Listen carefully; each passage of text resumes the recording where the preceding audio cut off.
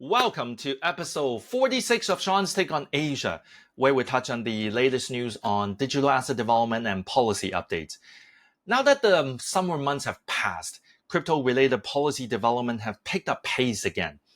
First up, after a long wait, Hong Kong's SFC have finally granted a VATP license to Hong Kong VAX, becoming the third to receive official approval to operate in the city. So congrats to Anthony and his team for all of the hard work that have gone into getting the license. It's been a full year after both OSL and Hashkey receiving their approval in June of 2023 to offer services to retail investors, having previously held licenses for professional investors only. Currently, there are 11 firms under a deemed to be licensed status. However, the SFC have advised traders against engaging with these firms until official licenses are granted. The very slow approval process have forced several large players to leave the Hong Kong market altogether. The good news, though, is that the regulator have announced their plan to issue more licenses by the end of this calendar year. More players should mean better market access for retail investors, avoiding monopoly, and should further solidify the Web3 agenda from the Special Administrative Region. Moving next door to Taiwan, its financial regulator, the FSC, is set to launch a digital asset custody pilot in 2025 with an eye to provide a regulated environment for banks to offer custody services for crypto and other digital assets.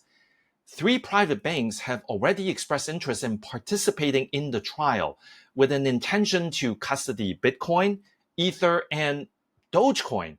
All right, that last one certainly caught me by surprise. The director of the FSC Comprehensive Planning Division, Brenda Hu, indicated that detailed information regarding the trial would be publicly released at least 15 days prior to the application process.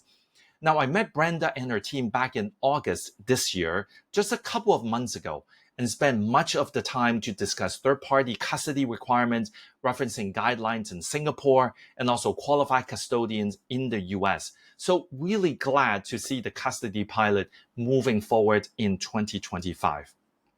Speaking of Singapore, the MAS is proposing a new framework with strict measures for crypto firms that are incorporated in the country but only provide services overseas. In other words, even if these offshore companies are not targeting domestic users, they need to adhere to the same requirements as those who are onshore.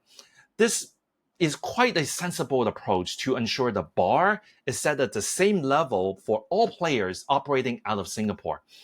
I am looking forward to see the final results of this consultation. Lastly, let's talk about the UAE, the increasingly preferred destination for crypto firms seeking progressive regulation while providing flexibility to operate.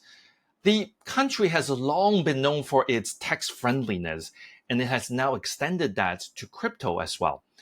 Retrospectively, from January 2018, all crypto transactions have been exempted from having to pay value-added tax, making clear for the first time that VAT does not apply to digital assets, essentially classifying them in the same bucket as traditional financial services.